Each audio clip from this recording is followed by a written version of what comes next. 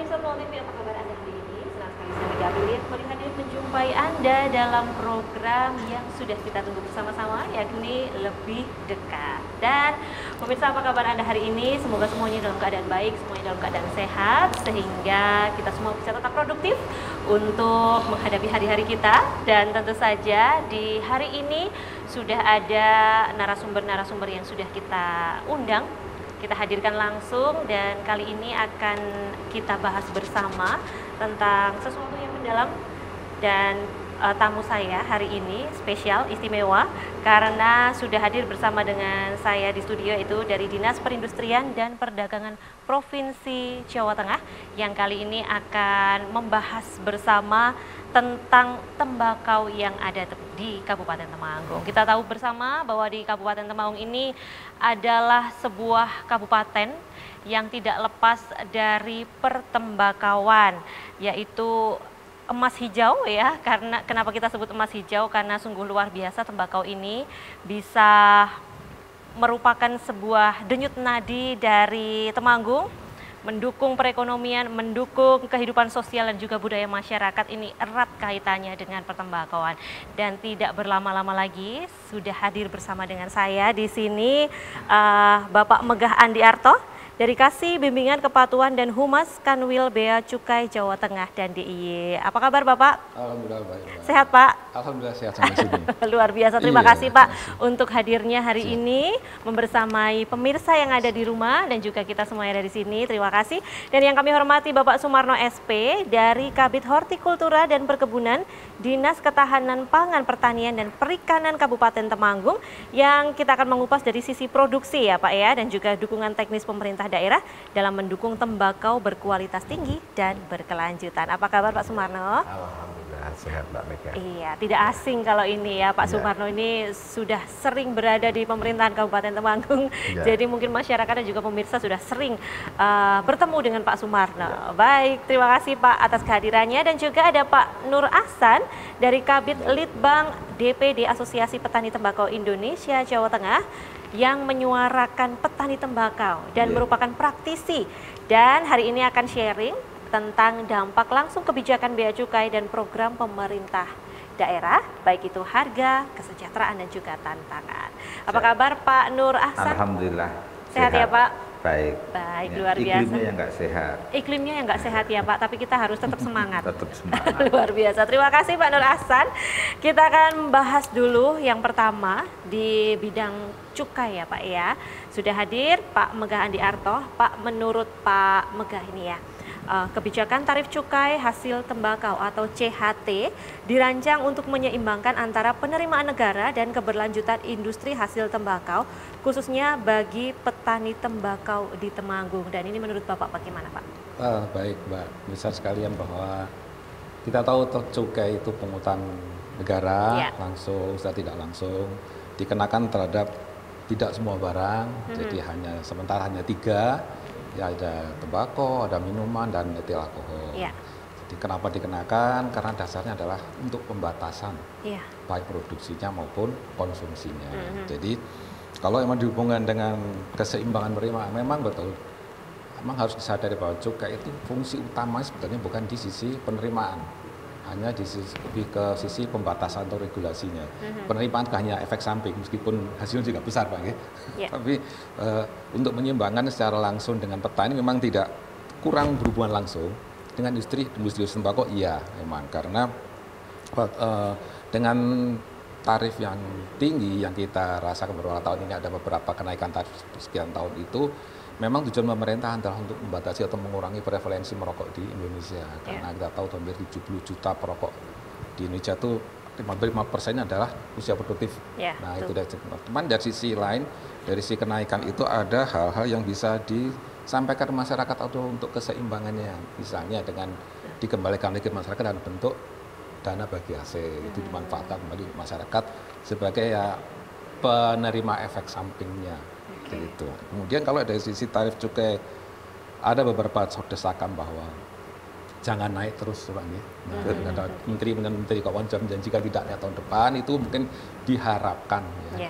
Di tahun depan bisa menggairahkan industri hasil tembakau, khususnya juga nanti akan bisa menyerap hasil dari produk teman-teman di petani tembakau. Itu menyumbangkan di situ, Mbak. Oke, berarti ini sudah terpikirkan juga Pak, ini jangan naik gitu. Iya, betul. Sudah Jadi masuk list nih ya. beberapa saat terus mungkin saatnya hanya lebih diseimbang lagi ke sisi yang lain. Oke. Kemudian untuk berdasarkan data pengawasan ya Pak, dampak spesifik dari kebijakan tarif cukai terhadap harga jual tembakau petani di Temanggung dalam beberapa tahun terakhir ini, apakah ada indikasi peningkatan atau penurunan permintaan tembakau secara legal? Memang secara langsung belum ada atau belum bisa dihubungkan antara cukai dengan produksi tembakau. Ya.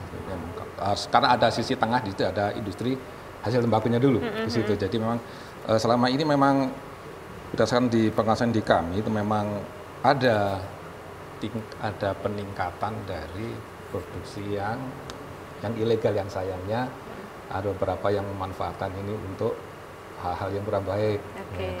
Dia beliau melihat dari sisi kenaikan tarif ini ada celah yang bisa dimanfaatkan gitu. Jadi itu sebetulnya hal-hal yang kurang bagus, karena ini bisa mengakibatkan atau berefek pada teman-teman tembakau ini, karena seperti kita tahu di beberapa berita 2 tahun terakhir Pak, kalau nggak salah gudang garam ini sudah mulai tidak membeli lagi tembakau dari Temanggung. Salah satunya adalah karena ini tarifnya naik, kemudian ada yang memanfaatkan cukai ilegal ini. Kemudian saya kemarin sempat berbicara dengan teman-teman dari tembakau juga di waktu di Semarang, bahwa dengan tidak terserap seperti ini, kemudian ada pabrik pengusaha yang ilegal yang membeli dengan harga yang murah, karena dia tahu sudah dipanen, kalau nggak dibeli kan sayang gitu. Jadi mereka terpaksa menjual dengan harga yang murah di pasar seperti itu. Mungkin fungsi cukai adalah seperti itu, Mbak. Oke. Baik, saya mau ke Pak Sumarno terlebih dahulu ya Pak. Ya. Gambaran tembakau di Temanggung untuk beberapa tahun ini produktivitasnya seperti apa? Ya, tembakau kita itu produktivitasnya di kisaran 700 kilo per hektar atau 0,7 ton per hektar untuk rajangan kering. Secara luasan kita di kisaran 12.000 sampai dengan 18.000 hektar per tahunnya, Mbak Mega. Hanya saja di beberapa tahun ini, dari tahun 2021 sampai tahun 2025 ini terjadi penurunan untuk luasan. Tahun 2021 itu kita di kisaran 18.600, tahun 2025 ini kita di angka 13.256 hektar. Jadi penurunannya sekitar 5.000-an untuk luasan tembakau kita. Tapi secara range ini memang yang terjadi di Kabupaten Temanggung memang seperti itu. Secara luasan antara kisaran 12.000 sampai dengan 18.000 hektar. Kemudian secara produksi kita untuk rajangan kering itu untuk konsumsi di pabrikan ya kisaran 9.000 sampai 12.000 ton untuk rajangan kering. Oke. Lalu kemudian upaya Pak, upaya yang dilakukan sampai hari ini untuk menjaga tembakau ini tetap baik harganya, tetap naik kualitasnya dari pemerintah bagaimana Pak? Ya, jadi Temanggung ini daerah tembakau aromatis. Artinya memang tembakau yang kualitasnya tinggi. Varietas-varietas yang ada di Temanggung diharapkan dari pabrikan ini adalah varietas yang aromatis seperti varietas kemlokong. Jadi dari pemerintah daerah kita sudah mengembangkan varietas kemloko 1 sampai dengan 8. Kemudian juga secara mutu dan kualitas ini tetap kita jaga dengan budidaya pertanian yang baik.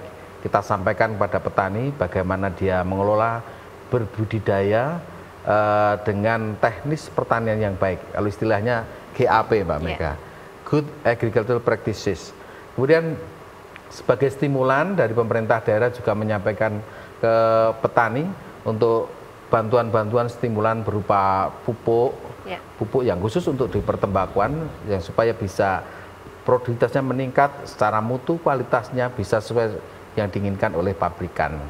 Jadi seperti itu. Oke, berarti sampai sejauh ini fasilitas apa saja Pak yang sudah diberikan kepada petani dari pemerintah daerah Kabupaten Temanggung? Ya, jadi program kita adalah di program peningkatan mutu kualitas bahan baku dari tembakau.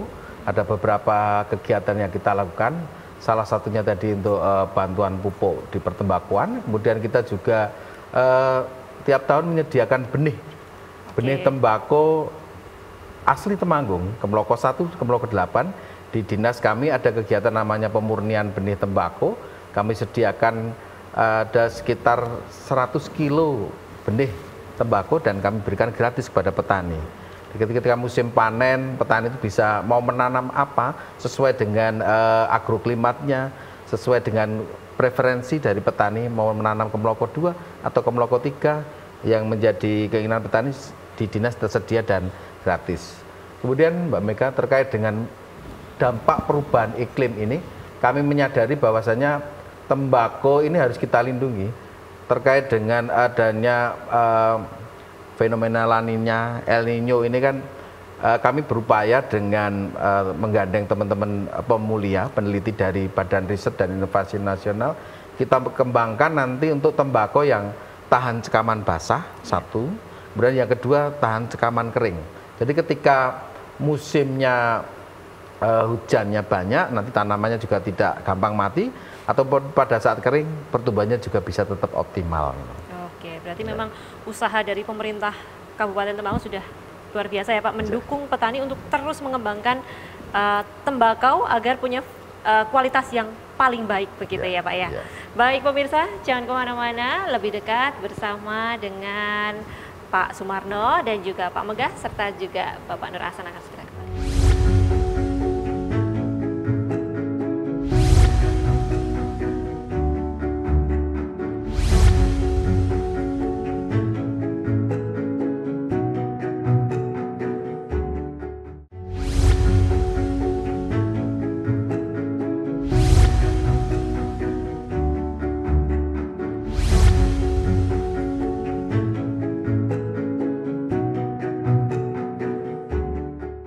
Pemirsa Temanggung TV masih bersama dengan program kesayangan Anda lebih dekat dengan tema menjaga nafas tembakau Temanggung. Kali ini saya akan menuju ke Pak Nur Ahsan sebagai perwakilan dari petani, suara petani begitu ya Pak. Tantangan terbesar apa yang dihadapi petani tembakau di akhir-akhir ini, dan mungkin Bapak bisa menceritakan nih soal iklim nih Pak ya, yang mungkin tidak menentu saat ini, kemudian harga yang tidak pasti dan juga biaya produksi yang tinggi, atau apa yang menjadi tantangan terbesar kali ini? Itu tantangan semua itu Pak. Oh tantangan semua. Ya, yang datangnya berbarengan.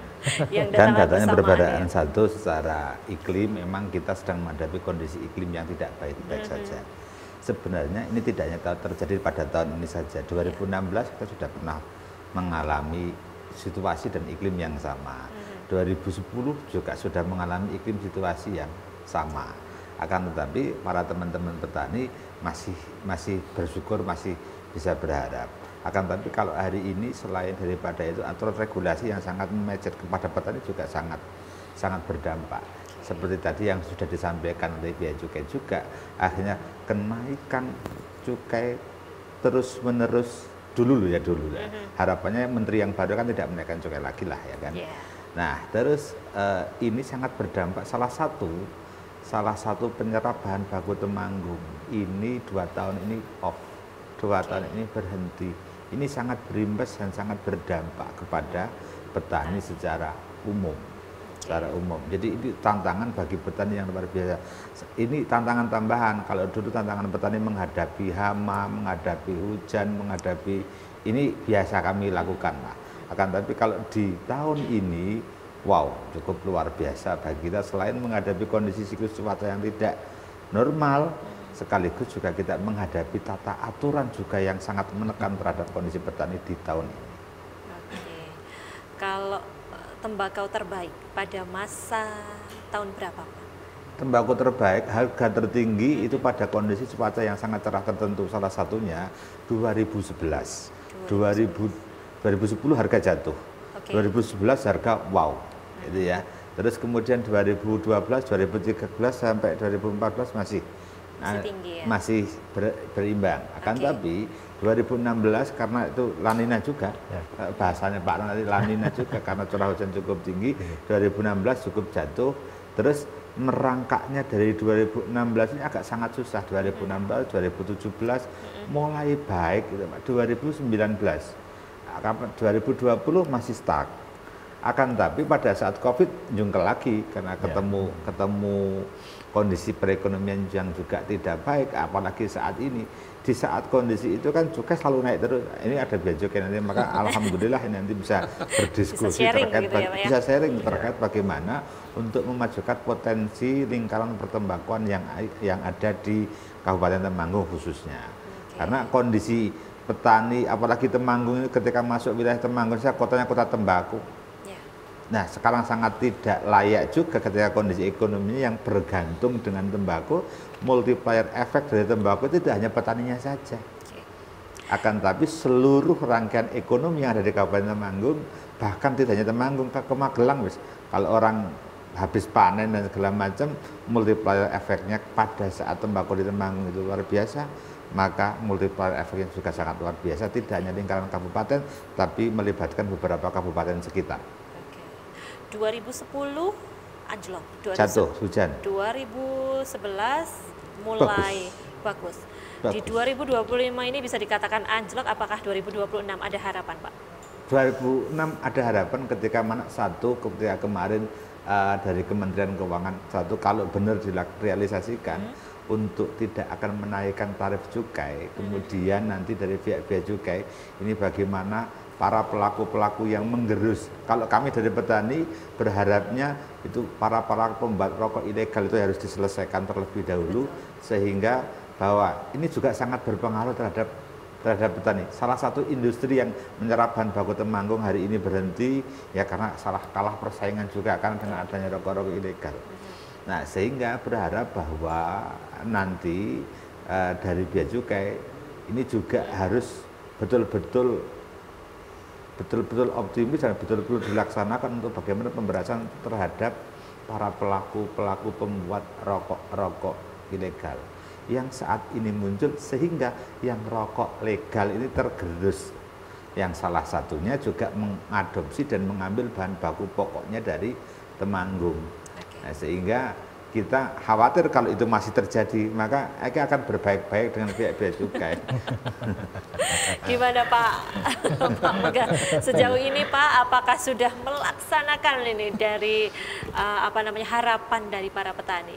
Iya, kalau melaksanakan pasti sudah Mbak ya, karena memang tugas rutin, cuman dengan gantinya pimpinan baru, menteri, kemudian direktur jenderal kami yang baru, yang beliau dari latar belakang TNI, jadi itu lebih ada penekanan tersendiri terhadap operasi gempur rokok. Jadi ada operasi baru namanya operasi Gurita, kemudian beliau membentuk lagi namanya task force khusus untuk barang ilegal. Jadi memang concernnya lebih tinggi lagi Pak Nur, bisa khawatir gitu. Jadi di samping ada penindakan seperti itu juga sisi lain kami memberikan edukasi yang penting Mbak ya, edukasi pada masyarakat, terutama bagi konsumennya yang ilegal, jangan rokok ilegal, karena dengan rokok ilegal mereka mungkin hanya mengejar harga murah, tapi sebetulnya di belakang itu ada beberapa pihak atau yang terdampak dengan rokok ilegal seperti itu. Kemudian edukasi ini juga kami sampaikan hampir ke semua pihak, ke rekan komunitas, ke kampus, kemudian ke masyarakat umum juga, memberikan KKN, kemudian di samping edukasi kami juga memberikan namanya fasilitasi, Mbak. Jadi khusus untuk yang berminat di industri ini, termasuk mungkin yang ilegal yang semoga bisa sadar dengan mendengarkan acara ini. Jadi kami memberikan fasilitasi bahwa silakan mengurus izin itu mudah, gampang, kemudian tidak ada pungutan sama sekali, dan juga kami juga menggandeng dari teman-teman di kabupaten, provinsi, kota untuk dengan koperasi juga untuk membentuk suatu daerah namanya APHT, aglomerasi pengusaha hasil tembakau. Jadi situ dikumpulkanlah satu lahan dikelola oleh koperasi. Jadi silahkan pabrik-pabrik ini yang mungkin masih kecil ya, di situ tuh ada fasilitas bahwa tidak untuk pabrik rokok ya, untuk yang normal itu harus minimal 200 meter persegi. Ada beberapa orang yang tidak sanggup dengan luasan itu dan harus beli segala macam, itu bisa membentuk koperasi. Kalau bergabung di situ itu tidak harus 200 meter, di bawah itu pun masih bisa. Kemudian di situ kan karena terpusat satu pintu, jadi mudah bagi teman-teman provinsi kabupaten juga memberikan sosialisasi, layanan, kami juga memberikan pengawasan juga mudah, dan juga nanti ada beberapa namanya bisa usaha bersama. Dinting bareng-bareng itu juga bisa, bahkan mesin bisa dinting jari juga bisa. Dan satu lagi nanti ada kemudahan dari sisi fiskal, artinya dari si pita cukainya. Jadi kalau memang Anda bergabung di situ, itu pembelian pita cukai itu nanti beli dulu, dipakai, bayarnya 90 hari kemudian tanpa bunga. Itu beberapa fasilitas yang diberikan pada dari kami juga untuk ya teman-teman usaha kecil yang supaya bisa masuk kelas lah, bergabung dengan teman-teman yang lain supaya tidak merugikan juga konsumennya. Seperti itu, Mbak. Baik. Kemudian kalau menurut Abdi nih ya Pak ya, sistem kemitraan antara petani tembakau dengan gudang saat ini, pabrikan begitu ya, apakah sudah berjalan adil? Apakah terutama dalam penentuan grading atau kualitas dan juga harga? Kalau terkait kemitraan sudah sejauh ini, karena kemitraan dulu kan 2 industri besar yang ada di Temanggung hampir semuanya melakukan kemitraan. Jadi kalau kemitraan ini sudah lebih banyak terpantau baiknya. Andai kata, mohon maaf, oknum salah satu yang melakukan kegiatan. Kalau secara kolektif kemitraan ini sudah baik. Sudah baik, akan tapi beberapa personal mungkin beberapa yang melakukan pelanggaran-pelanggaran. Sejauh ini pada pola kemitraan manakala kemudian dilaksanakan dengan baik, ini juga akan berdampak baik pula. Salah satunya katakanlah kalau di musim-musim terakhir perkembangan salah satu industri ini yang tidak melakukan pembelian, sehingga kemitraan jarum yang masih berjalan sampai di hari ini, itu pola pembelian tidak lagi pakai potongan keranjang maupun kemasan. Sehingga andai kata kena potongan itu tidak besar, hanya maksimal di 2-3 kilo. Kalau dulu kan sampai 9 kilo, 10 kilo karena pakai keranjang, sementara keranjangnya beli itu Pak. Ya, sekarang dengan pola kemitraan itu masih sangat baik, dampak manfaat sangat baik. Yang bermitra, tapi kalau yang belum bermitra ya masih tetap kena pakai aturan feodal, bahasanya kayak sekarang aturan yang zaman dulu, sehingga itu sangat merugikan kepada kondisi petani di hari ini. Kalau untuk penentuan harga ini gimana Pak? Kalau penentuan harga ini sesuai dengan kondisi cuacanya seperti ini, kalau tembakonya kering masih dihargai dengan baik, kalau tembakonya digarap dengan benar masih dihargai dengan baik. Apalagi di Temanggung adalah tembakau pegunungan dan tembakau Jawa, tembakau salah satunya Kemeloko. Saya berharap bahwa teman-teman petani jangan menanam virgin, jangan menanam yang lain, karena itu tidak akan diambil dengan harga yang baik oleh industri yang ada di kita saat ini. Jadi walaupun cuacanya seperti ini, tetap saja kita harus tanamnya. Segmennya adalah tembakau Jawa di kita. Jawa ya. Kemeloko 1. Salah satunya Kemeloko 1 sampai Kemeloko 8 ini masih oke kalau yang Kemeloko. Ya. Tapi kalau virgin mohon maaf. Kecuali kalau panjenengan atau teman-teman petani mau dibuat rajangan halus. Ini kondisi yang lain lagi. Itu tidak masukkan kepada industri. Tapi kalau dimasukkan kepada industri, kita upayakan tetap varietas yang asli dari Temanggung, yaitu Kemeloko, karena nilai kadar nikotinnya lebih tinggi. Pemirsa Temanggung TV, semakin seru pembahasan kita tentang menjaga nafas tembakau Temanggung, karena ini sesuatu yang perlu kita awasi begitu ya Pak. Banyak sektor yang akan kita bahas hari ini. Jangan kemana-mana, tetap lebih dekat di Temanggung TV.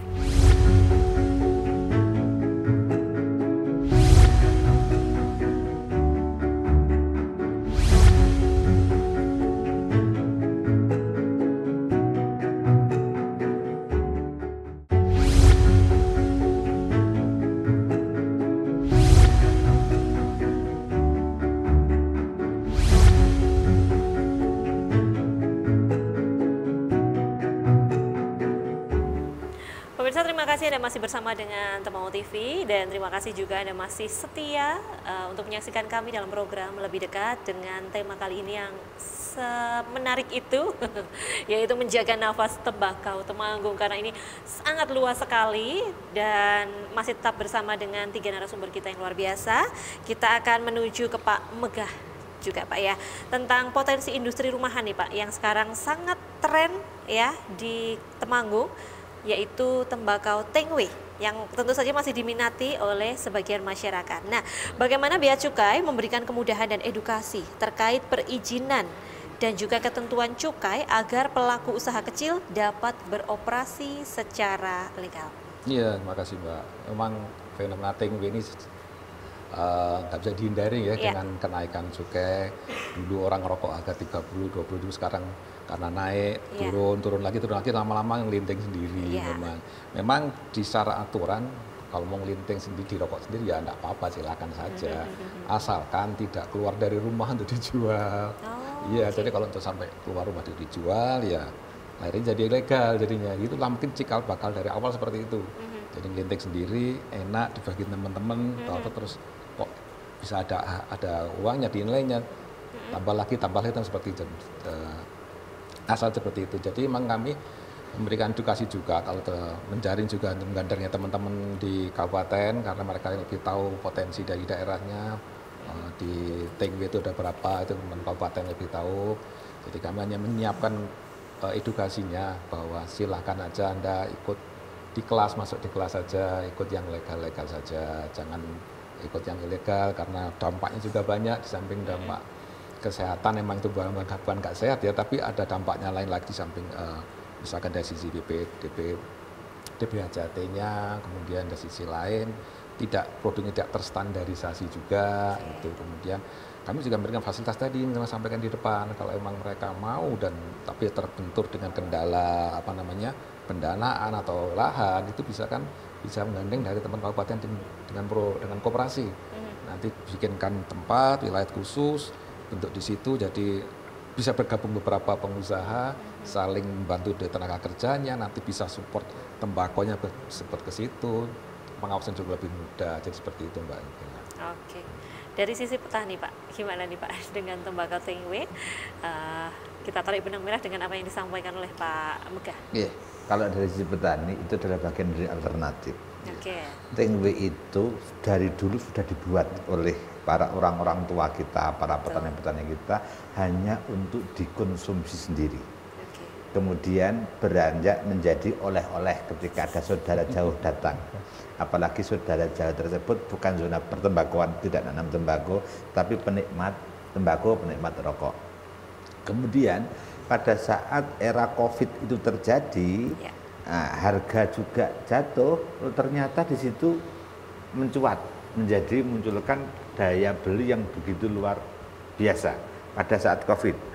Pada saat COVID sampai hari ini itu masih, sehingga yang sekarang terjadi ketika salah satu perwakilan industri di Temanggung ini tidak melakukan pembelian, banyak sekali yang kemudian diarahkan dan diolah menjadi rajangan halus atau Tengwe, dilinting dewe dan dijual dengan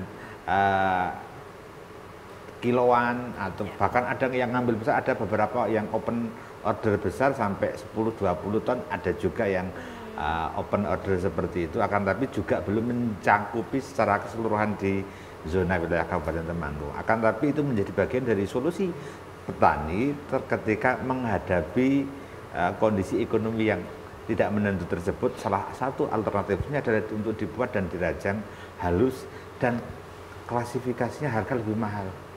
Saat ini katakanlah kalau harga yang dijual ke industri, mohon maaf katakanlah hanya laku di 75.000, tapi katakanlah salah satu ambil saja tembakau linting yang dari zona Lamsi itu panjang lereng wilayah Sumbing, itu tembus angka 500.000. Tembus, walaupun ada yang di bawah itu sesuai dengan karakter dan kualitas daun. Ini akan menjadi naik turunnya harga yang akan sangat berpengaruh, dan itu sangat membantu terhadap kondisi perekonomian petani sebagai bentuk alternatif. Jadi karena jurusnya kepepet, karena industri salah satu tutup, ya daripada dibuat rajangan kasar semuanya tidak terserap dengan baik, ya maka salah satu alternatifnya adalah dibuat untuk Tengwe, dan ada juga beberapa stakeholder yang menerima selain itu juga buat trader secara langsung lah. Ini mungkin usulan gambaran Kalau tidak ada ya mungkin bisa saja dari pemerintah daerah nanti membuatkan standar lelangnya seperti apa, mungkin ini bagian dari salah satu. Kalau ini kan arahnya tadi dari bea cukai kan jadi produk, nah ini bagaimana seperti halnya itu yang terjadi di Jawa Barat, misalkan ada pasar di Sumedang, ada pasar lelang tembakau dan segala macam. Kalau kita harus menghadapi perbedaan tahun ke depan industrinya tidak begitu baik, ya salah satu wacana terbaik kenapa kita tidak dibuka pasar sekaligus untuk bagaimana semua para pelaku industri agar bisa mendapatkan bahan baku yang baik, juga berharapnya nanti kemudian rokoknya juga rokok yang legal bukan yang ilegal. Betul, baik. Kalau petani tembakau di lapangan saat ini ya Pak, Siap. merasakan langsung atau tidak dampak dari maraknya peredaran rokok ilegal? Apa itu membuat serapan tembakau legal dari petani terdampak dan jadi berkurang? Iya, kondisi hari ini ya dampak dari rokok ilegal itu. Oke. Yang membeli tembakau kita dengan harga mahal itu adalah rokok-rokok yang membuat rokok-rokok legal. Seperti industri-industri besar, salah satunya ada Jarum, ada Gudang Garam. Itu kan buatannya rokok legal. Rokok ilegal itu tidak ada yang mengambil perwakilan pembelian di Temanggung. Andai kata sekarang yang ada Wismila, ada Ares, ada beberapa industri yang lain yang sama-sama juga masuk, itu juga memproduksi rokok-rokok yang legal. Kalau yang rokok ilegal ini justru sama sekali tidak melakukan trading atau transaksi pertembakauan di kita. Sehingga kalau petani, bahkan saya itu sampai bawa kenangan dari Pak Bupati, saya dikasih korek sama Bupati, jangan beli rokok tanpa cukai karena itu berimbas kepada petani, terutama petani yang ada di Kabupaten Temanggung. Sehingga ini kondisinya sangat parah, sehingga berimbaslah kepada salah satu industri yang menyerap sebagian besar dari tembakau asli dari Temanggung. Nah, karena banyaknya rokok ilegal sehingga sangat berdampak, kalah di pasaran mungkin ya, salah satunya ini yang berimbas tidak baik terhadap petani di 2 tahun ini. Dari Pak Sumarno, Pak, Ya. upaya pemerintah Kabupaten Temanggung dalam melakukan pengawasan terhadap hasil tembakau ilegal di Temanggung. Ya, tentu saja ada sinergi pemerintah daerah Kabupaten Temanggung dengan stakeholder yang lain, utamanya dengan bea cukai. Sosialisasi sudah kita laksanakan Ya. kepada masyarakat terkait dengan rokok ilegal. Kemudian juga secara penindakan dilakukan oleh teman-teman dari Satpol PP bekerjasama dengan bea cukai ya Pak Megaya. Dan juga dengan kepolisian, dengan Kodim dan lain sebagainya. Kami dari Dinas Pertanian yang sebenarnya lebih banyak di hulu, kami juga menaruh harapan, artinya kegiatan ini bisa dilaksanakan, bisa melakukan proteksi kepada petani kami, petani tembakau di Kabupaten Temanggung, dan dengan adanya mungkin secara preventif sampai dengan tindakan kuratif, artinya bisa terjadi penegakan. Shock terapi bagi buat mereka yang melakukan hal-hal yang tidak benar, yang akibatnya seperti tadi disampaikan oleh Pak Nur Hasan, ini berimbas pada petani kita, produk tembakau Temanggung ini jadi penyerapannya tidak seperti yang kita harapkan. Oke, baik. Kita ke Pak Megah dulu ya Pak ya. Strategi bea cukai apa Pak untuk memastikan alokasi dan pemanfaatan dana dari DBHCHT, begitu ya Pak ya? Ya, optimal dan tepat sasaran dalam mendukung sektor pertembakauan, khususnya untuk petani tembakau. Ya, kita tahu bahwa lingkarannya nantinya akan ke DBHCHT, begitu ya Pak, dari petani-petani tembakau ini nantinya akan ke situ. Ada dampak positif, dampak negatif nanti akan difilter oleh bea cukai, begitu ya Pak, dan juga dari pemerintah. Nah, ini kalau dari bea cukai, bagaimana Pak? Baik, memang cukai tidak bisa lepas dari DBHCHT. Betul. Saya rasa banyak sudah bisa tahu DBHCHT itu apa, itu kan dana bagi hasil juga hasil tembakau. Jadi setiap cukai yang dibayar, yang di merokok itu semua masuknya ke pusat, ke Jakarta, bukan ke kami, kan ke Jawa Tengah, bukan. Jadi bukan ke Magelang ya Pak ya? nanti dikumpulin di sana, 1 tahun itu sekitar, tahun ini mungkin sekitar 300-an triliun sekian. Oke. Nanti 3%-nya dikembalikan ke daerah tergantung tipe daerahnya, daerah produksi tembakau, daerah produksi rokok, itu masing-masing ada komposisi sendiri-sendiri. Nah itu nanti turunnya, jadi nggak lewat bea cukai lagi, langsung ke teman-teman di Pemkab atau Pemprov. Nanti mereka kah yang mengalokasikan kemana. Hanya saja nanti waktu kami diberi amanah untuk mengawal, dalam arti waktu teman-teman ini menyusun kegiatan untuk setahun ke depan, kami ikut. Jadi apa yang dilakukan, berapa kali sasarannya kemana, biaya berapa, itu kita diskusikan sama-sama. Kemudian terkait pelaksanaannya setelah itu, pelaksanaan seperti bentuk seperti ini, nah pelaksanaan kami juga ikut mengawal sampai situ. Kemudian setelah itu nanti kan ada di setiap semester ada penilaian, evaluasi apakah sudah betul, apakah masih ada yang perlu ditingkatkan lagi, karena pemakaian di PJT itu kan ada 3 Mbak ya secara besar. 50% untuk kesejahteraan masyarakat, kemudian 40% untuk kesehatan, dan 10% untuk penegakan dan sosialisasi yang kecil seperti ini ya.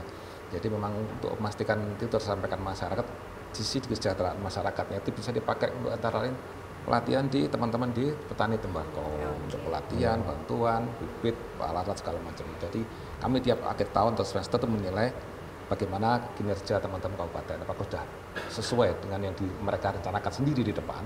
Kalau belum sesuai nanti ada nilainya, mungkin nilai itu kami sampaikan ke pusat, nanti nggak tahu rapotnya seperti apa, pusat nanti apakah mau dicewer atau dikurangi, itu urusan pusat lagi. Gitu, Mbak Mika. Kita akan ke para petani nih ya, asosiasi petani ya, tapi jangan kemana-mana dulu pemirsa, tetap di Lebih Dekat, akan kita bahas bersama tentang menjaga nafas tembakau Temanggung.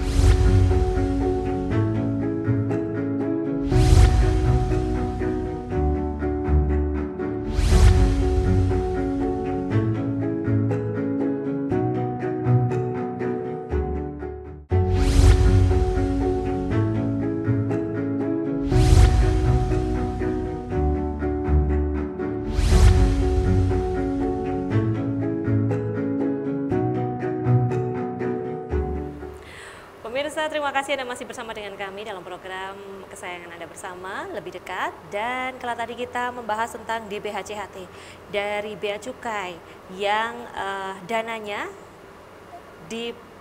diterimakan, begitu ya Pak bahasanya, diterimakan kepada para petani, utamanya yang ada di Kabupaten Temanggung karena penghasil tanaman tembakau. Begitu ya Pak ya. Nah, dari para petani, apakah sampai sejauh ini sudah merasakan manfaat dari DBHCHT? Sudah. Oke. Walaupun belum semua, kan bergilir. Petani di Temanggung saking banyaknya, ya. Terus kemudian serapannya juga seberapa, kan itu. Jadi Temanggung itu kan sebagai penghasil bahan baku, bukan penghasil cukainya. Oke. Ya kan, kalau penghasil cukainya kan lebih besaran Kudus. Ya. Nah, sementara Temanggung ini jauh lah kalau dibandingkan dengan Kudus. Akan tapi alhamdulillah sudah, walaupun juga tidak semuanya. Artinya para petani sudah pernah merasakan itu, bagaimana untuk sisi lain memanfaatkan dari dana bagi hasil cukai itu sendiri yang diterima langsung oleh petani. Salah satunya yang ngawal itu kan Pak Marno juga. Itu rata-rata kalau petani mesti kenal dengan beliau, karena beliau dianggap orang baik yang paling banyak memberikan bantuan kepada kelompok petani tembakau gitu ya. Nah, jadi kalau itu sampai hari ini alhamdulillah sudah di situ, sehingga pada kondisi seperti kondisi cuaca dan iklim yang tidak berpihak seperti ini, pada kondisi petani secara umum pada saat musim-musim sepertinya tidak membaik, mungkin kami berharap dari sisi pemerintah, dari Bea Cukai ada alternatif lain bagaimana terkait untuk mencarikan solusi yang terbaik pada saat kondisi petani. Katakanlah tadi sekarang salah satu yang dibuat oleh petani dibuat untuk rajangan halus, karena tadi Pak Marno menyampaikan lebih dari 13.000 hektar. Sementara serapan industri besar hanya, kalau biasa di 2 industri besar yang nyerap dan serapannya bahkan kurang, kalau hanya tembakau Temanggung saja. Akan tapi sekarang tahun ini hanya 1 industri besar yang menyerap. Ada beberapa industri yang lain menyerap, akan tapi tidak menghabiskan tembakau Temanggung. Sebagian masih juga diolah dan dibuat untuk sebagai tembakau yang dirajang halus atau tingwe, dilinting sendiri, dilinting dewe dan segala macam. Ini adalah bagian dari bentuk alternatif yang kemudian pasarnya ini belum tertata dengan baik. Nah, bagaimana harapannya agar petani ini tetap bisa berproduksi dengan baik, yang seyogyanya nanti kemudian menguntungkan, di impactnya nanti juga pasarnya harus dicatat dengan baik pada sisi hasil olahan tembakau yang lain. Artinya yang diolah tidak hanya kepada industri saja, itu kan artinya yang kepada dikonsumsi, kepada dijual kepada masyarakat secara luas dalam bentuk yang tadi Mbak sampaikan bahwa terkait untuk tinggi juga diproduksi oleh petani kita di tahun ini. Oke, baik Pak Sumarno nih, yang katanya terkenal di kalangan para petani. Program apa saja Pak yang sudah diberikan dari pemerintah daerah Kabupaten Temanggung untuk para petani ini? Ya, jadi tadi disampaikan bahwasannya dana bagi hasil juga tembakau 50%-nya untuk kesejahteraan masyarakat. Dan di antaranya adalah untuk peningkatan mutu kualitas bahan baku tembakau. Kita lakukan untuk pendampingan bagaimana supaya produktivitasnya meningkat, petani bisa, harapan kami bisa mendapatkan hasil yang lebih. Kemudian kami juga melakukan penyuluhan, edukasi kepada petani, bagaimana dengan komoditas yang lain bisa diusahakan mendampingi tembakau.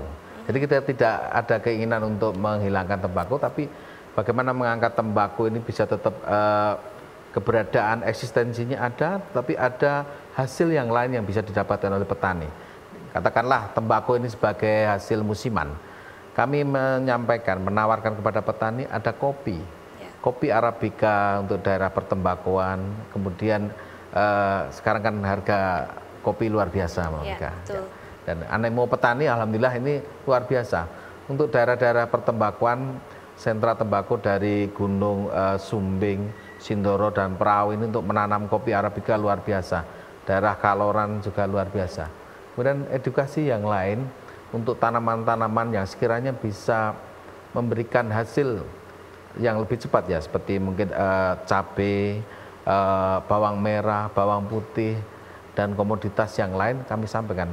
Kami berikan pelatihan-pelatihan, kami berikan juga stimulan, bantuan pupuk, benih, dan lain sebagainya, supaya petani bisa melakukan perhitungan, analisa usaha tani. Oh ini dari tembakau dapatnya sekian, dari kopi dapatnya sekian, dari tanaman yang lain sekian.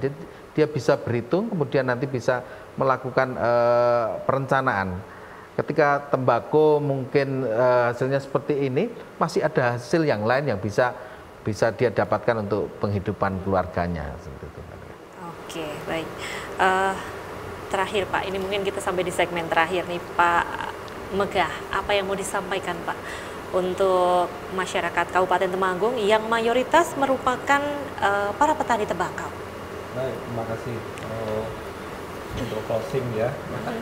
Jadi memang dari awal, dari secara garis besar kita masih sadar bahwa industri hasil tembakau ini bukan industri yang masih menarik ya, karena masih banyak profit konten yang bisa didapat dari situ, terlepas dari kontroversi baik buruknya rokok itu sendiri. Dan yang dapat dipungkiri juga bahwa industri itu sudah berkembang sejak zaman dahulu kala, dari zaman Belanda sampai sekarang, tetap jaga kelestariannya. Kemudian dari berharap petani tembakau, jadi kami dari sisi pemerintah juga dari asosiasi di teman-teman kabupaten, harapan juga lebih bisa bekerja sama, berkomunikasi, konsultasi untuk menjaga kelestarian teman-teman yang masih berusaha di sisi pertembakauan ini, agar mereka sama-sama juga bisa maju, berkembang dan sejahtera dan bisa Baik, terima kasih Pak Megah. Kemudian Pak Sumarno, mungkin apa yang mau disampaikan Pak untuk para petani tembakau yang ada di Temanggung, untuk masyarakat Temanggung terutama? Ya, jadi tembakau adalah budaya masyarakat Temanggung. Tembakau adalah harkat martabat orang masyarakat Temanggung. Jadi kita akan selalu support, kita akan selalu mendampingi petani tembakau yang ada di Kabupaten Temanggung untuk menjaga nafas emas hijau Temanggung. Jadi dengan berbagai upaya kita bersama bersinergi, stakeholder-stakeholder yang ada di Kabupaten Temanggung, kita juga bersinergi dengan yang ada di pusat, Dinas Pertanian Perkebunan Provinsi, kemudian juga dengan Kementerian Pertanian, bagaimana kita melakukan pendampingan, melakukan motivasi dan berbagai stimulan kepada petani tembakau supaya mereka bisa tetap melakukan budidaya dan sebagai budaya dan di Kabupaten Temanggung tetap bisa eksis seterusnya. Sejauh ini berjalan lancar ya Pak? Alhamdulillah. Kerjasama dengan para petani? Ya, kami akrab sekali Ya, sangat dengan dirindukan teman-teman beliau. petani. Sangat dirindukan nih Pak Sumarno. Iya. Oke, biasanya Pak Sumarno ini kemana nih Pak? Tembakau yang mungkin apa ya difokuskan atau semuanya difokuskan atau bagaimana nih Pak? Ya, jadi kita di tembakau ini kita memang fokuskan untuk varietas lokal Temanggung. Kami selalu edukasi, mari kita menanam tembakau unggul lokal Temanggung, khususnya mungkin tembakau Jawa, utamanya tembakau Kemloko. Jadi kami tidak bosan-bosannya kita jaga kota Temanggung adalah kota tembakau dan tembakonya orang Temanggung adalah Kemloko. Oke, jadi jangan ke varietas lain ya Pak ya. Diharapkan tetap pada varietas Kemloko. Iya. Oke, Pak Nur, mungkin apa Pak ini selaku petani, asosiasi petani, apa yang mau disampaikan kepada pemerintah dan juga apa yang mau disampaikan kepada teman-teman, rekan-rekan para petani yang ada di Temanggung? Untuk kepada rekan-rekan teman-teman petani, apalagi di tempat kita Temanggung, Temanggung itu kan ada 3 gunung. Iya. Gunung Sumbing, Gunung Sindoro, dan Gunung Prau, Ya. yang itu adalah penghasil tembakau pegunungan semua, yang dimana beberapa titik di masing-masing gunung itu agak susah ditanami tanaman lain selain tembakau yang memberikan nilai ekonomi lebih produktif daripada tanaman yang lain. Sehingga dulu senior saya di Abdi yang lain, almarhum beliau Bapak Subakir, urip mati mbako. Artinya hidup matinya tembakau tergantung daripada kita, sehingga semangat itu tetap kita terus perjuangkan bagaimana hidup dan matinya tembakau untuk Temanggung. Kemudian selain itu kepada teman-teman yang lain untuk tetaplah berbudidaya tembakau sesuai dengan apa yang diharapkan, seperti tadi yang disampaikan oleh Pak Marno. Karena ini di daerah pegunungan ya, salah satunya adalah Kemloko. Ini semua industri kalau untuk di daerah ketinggian, di daerah pegunungan pasti akan ambil itu. Jangan tanam yang lain lagi, karena kalau tanaman yang lain, mohon maaf, katakanlah salah satu ambilkan virgin atau segala macam, maka perwakilan industri juga akan tidak begitu melirik. Karena kondisinya tipikal kita di pegunungan, bukan di area pinggir pantai. Kondisinya berbeda, kualitasnya berbeda, tipikalnya menjadi berbeda. Untuk kategori blend di tingkatan industri juga akan berbeda. Kepada tentunya ini yang paling banyak diuntungkan dari tembakau, Pak, biaya cukainya itu kan. Sehingga berharapannya benar-benar Kementerian Keuangan yang baru sama sekali tidak menaikkan cukai, sehingga 1-2 tahun ke depan akan berimbas baik terhadap industri rokok, berimbas baik terhadap para petani tembakau yang mengolah sebagai bahan dasar. Salah satu yang kita minta bukan lagi kenaikan atau menurunkan itu, coba mencermati dan hindarilah bagaimana industri-industri yang ada di kita agar tidak mengambil bahan baku dari luar negeri terlebih dahulu sebelum bahan baku di dalam negeri dihabiskan. Ini mohon nanti dari pihak bea cukai yang bisa mengarahkan kepada para pelaku industri, karena itu akan sangat membantu kepada petani secara umum di seluruh Indonesia. Para petani tembakau akan sangat diuntungkan. Akan tapi kalau keran yang tembakau dari luar negeri masuk lebih dulu, mohon maaf, tembakau Temanggung, tembakau Magelang, tembakau Wonosobo ini ada keumpetan, nanti nggak akan kesimpan di mana, akan tidak dimanfaatkan. Mungkin itu kepada bea cukai agar mungkin itu. Ini sedikit harapannya wong tani, Pak, harapannya para petani mungkin seyogianya dibatasilah bahan baku yang kemudian masuk dari luar negeri. Upayakan semua industri yang ada di Indonesia memakai bahan baku dari tembakau yang dari dalam negeri terlebih dahulu. Andai kata kurang silahkan. Ya. Tapi kalau masih ada tembakau punya petani dimanapun di Indonesia ini, upayakan itu terserap terlebih dahulu. Betul, berarti ini PR besar ini untuk bea cukai ini Pak ya, sama-sama, dan juga pemerintah dan juga PR juga untuk para petani untuk terus menjaga kualitas dari tembakau Temanggung. Menjaga nafas tembakau Temanggung adalah tanggung jawab kita bersama. Tembakau adalah warisan nenek moyang yang dari dulu hingga sekarang harus kita lestarikan. Dan dari pemerintah daerah kita butuh pendampingan dari hulu agar kualitas emas hijau ini tetap terjaga. Dari APTI kita mendengar suara petani tentang perlunya kepastian harga dan kemitraan yang adil. Dan dari Bea Cukai kita memahami pentingnya regulasi yang berimbang serta perang bersama melawan rokok ilegal. Dan rokok ilegal ini adalah musuh petani tembakau dan musuh kita bersama, ya Pak. Jadi kita berharap dengan adanya pembasmian gitu ya, pencegahan rokok ilegal, kita semua para petani bisa lebih sejahtera begitu. Amin. Ya Pak ya. Dan terima kasih atas kehadirannya hari ini Pak Sumarno, ya, Pak Megah dan juga Pak Nur. Mudah-mudahan dialog kita hari ini bisa bermanfaat untuk para pemirsa yang ada di rumah. Saya Mega Aprilia pamit undur diri dari hadapan Anda. Sampai jumpa dalam program kita selanjutnya di Lebih Dekat. Saya pamit. Temanggung TV dari Temanggung untuk Indonesia.